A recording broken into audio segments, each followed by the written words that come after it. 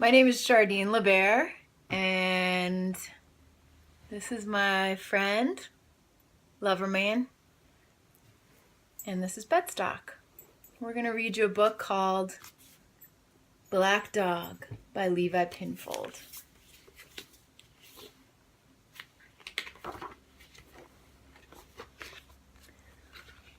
One day a black dog came to visit the Hope family. Mr. Hope was the first to see it. "My goodness," he cried, dropping his toast. He didn't waste any time in calling the police. "There's a black dog the size of a tiger outside my house," he told the policeman. The policeman laughed. "What should I do?" asked Mr. Hope. "Don't go outside," said the policeman, and put down the phone.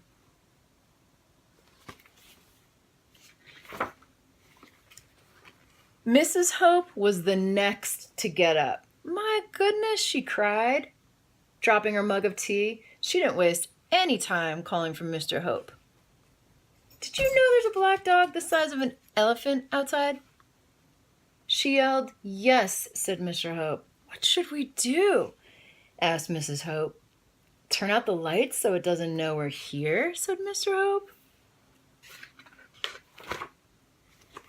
Adeline Hope was next to get up.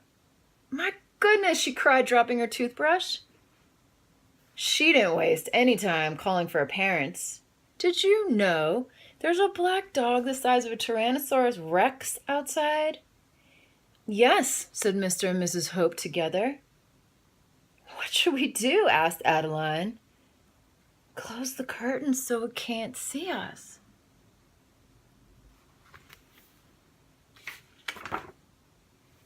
Maurice Hope was the next to get up. "My goodness," he cried, dropping his teddy bear. He didn't waste any time in calling for the family. "Did you know there's a black dog the size of a Big Jeffy outside?" "What's a Big Jeffy?" asked Adeline Hope.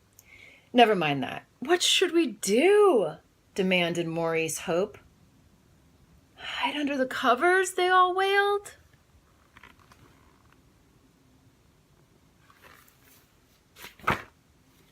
It was then that the youngest member of the family, called Small for short, noticed that there was something going on. "What are you all doing under there?" "We're hiding from the black dog," they whispered. "Oh, you're such sillies," said Small, opening the front door. "Don't go out there," cried her family. "The hound will eat you up. It'll munch your head. It'll crunch your bones." But Small went anyway.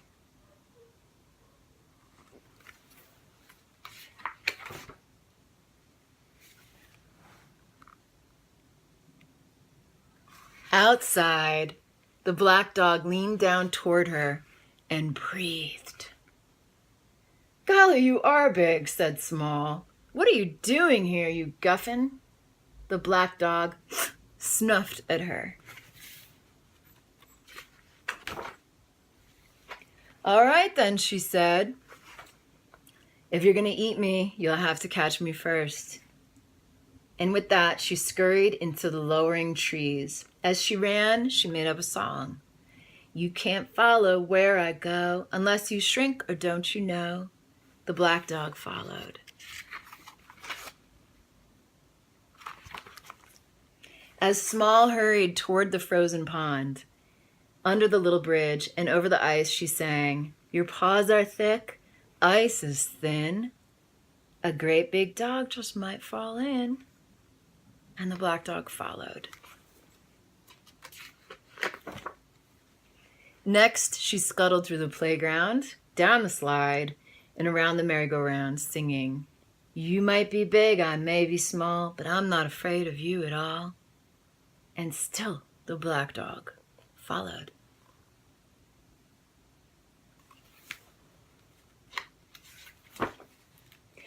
Finally, Small had run all the way back to the house.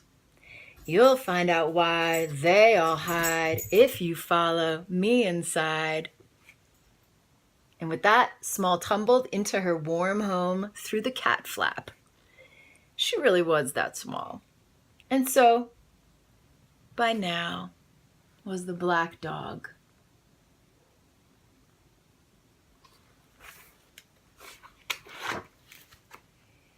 Inside, Small grabbed a laundry basket, and as the black dog scrabbled in behind her, she covered him with a loud, "Ha!" Just then, the rest of the Hope family popped up from behind their barricade. "You haven't been munched," cried Mrs. Hope. "You haven't been crunched," cheered Mr. Hope. "You haven't been eaten," yelled Maurice Hope, missing a poetic opportunity. "But where's the black dog?" asked Adeline. Without a word, Small lifted the basket.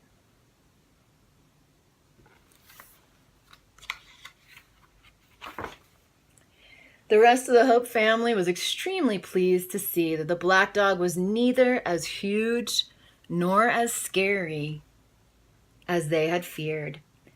"He doesn't seem fierce at all, now that I really look at him," said Mr. Hope, and the rest of the family agreed. "We were silly," said Adeline. "Only Small knew the right thing to do." Everyone was quiet for a while, thinking about how brave Small had been. "You've got a lot of courage facing up to a big, fearsome thing like that," said Mrs. Hope.